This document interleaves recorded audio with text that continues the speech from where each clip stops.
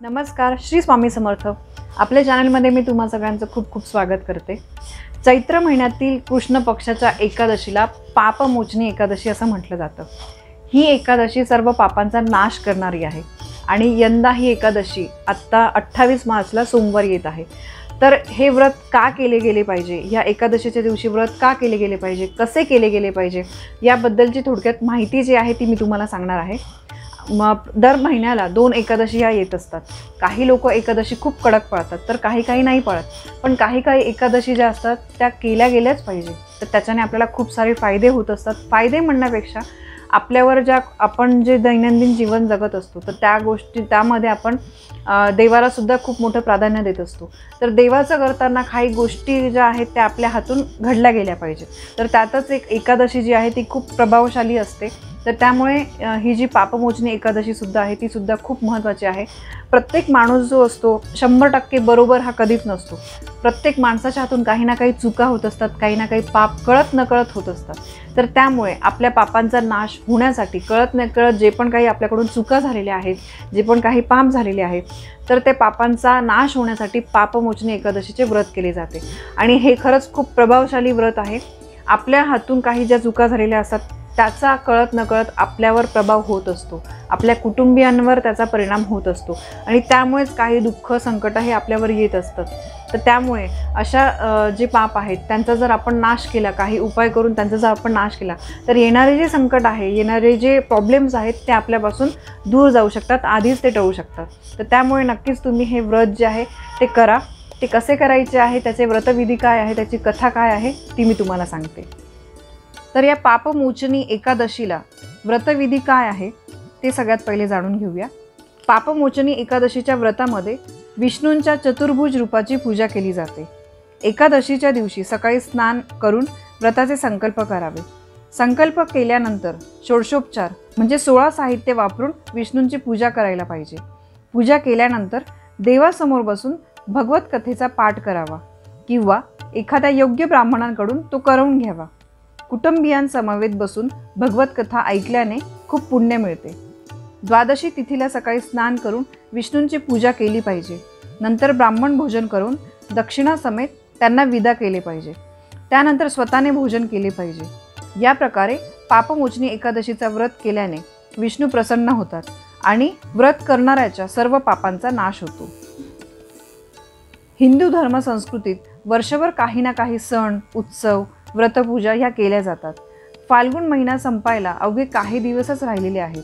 चैत्राची चाहूल सर्वांना लागलेली आहे आणि आता पापमोचनी एकादशी सुद्धा आहे। फाल्गुन महिन्यातील वद्य एकादशीला पापमोचनी एकादशी असं म्हटलं जातं।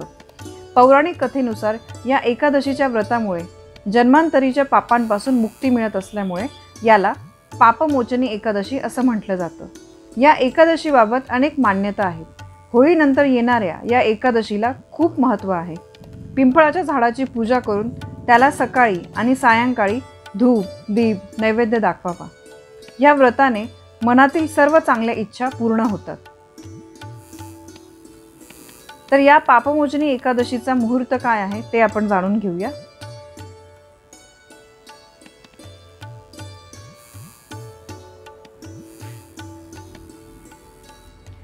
पापमोचनी एकादशीचे व्रत खूप मनोभावे करावे।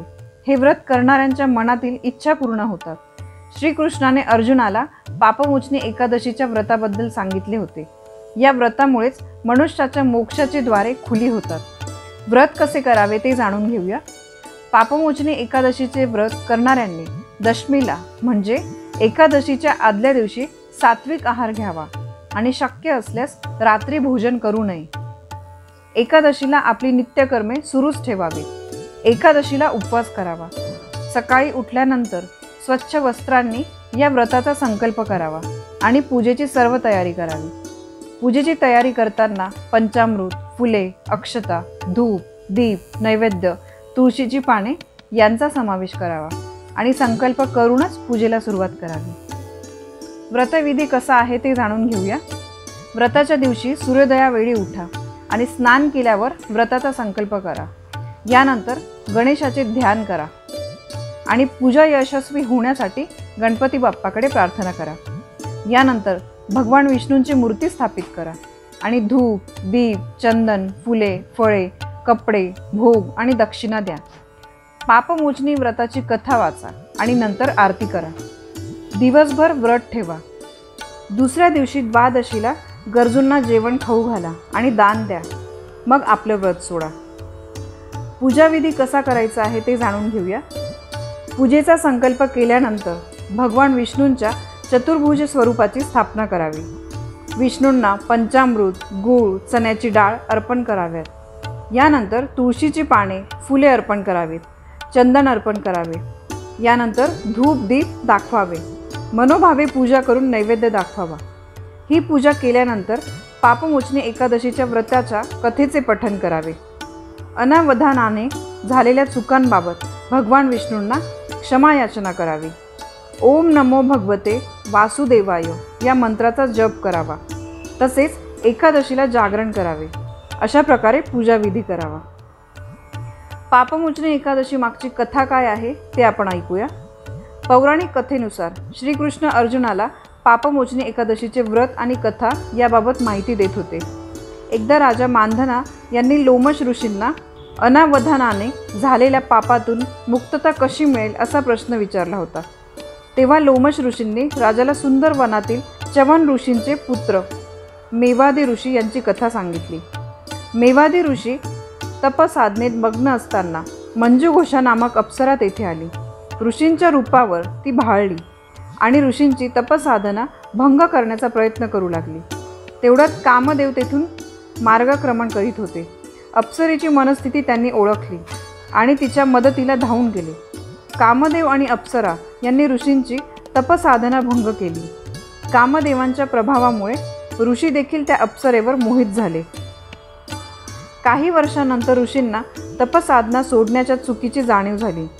यानंतर तपसाधना भंग केल्याबद्दल ऋषी अप्सरेवर अत्यंत क्रोधित झाले आणि तिला शाप दिला. ऋषींनी दिलेल्या शापामुळे अप्सरा दुःखी झाली. शापातून मुक्तता व्हावी यासाठी क्षमायाचना करू लागली. याचवेळी देव ऋषी नारद तेथून मार्गक्रमण करीत होते. नारदांनी ऋषी आणि अप्सरा या दोघांना पापमोचनी एकादशीचे व्रत करण्याचा सल्ला दिला. नारदांनी सांगितलेल्या पूजाविधीप्रमाणे दोघांनी पापमोचनी एकादशीचे व्रत केले. या दोघांनाही पापातून मुक्तता मिळाली अशी या व्रताची कथा सांगितली जाते. या कथेच्या श्रवणाने आणि पठन करण्याने अनेक पापातून मुक्तता मिळते. यामुळे हे व्रत अतिशय पुण्यदायी आहे. म्हणून सांगितल्याप्रमाणे पूजाविधी करून सांगितलेली कथा ऐकून पापमोचनी एकादशीचे व्रत सगळ्यांनीच करावे. धन्यवाद. श्री स्वामी समर्थ.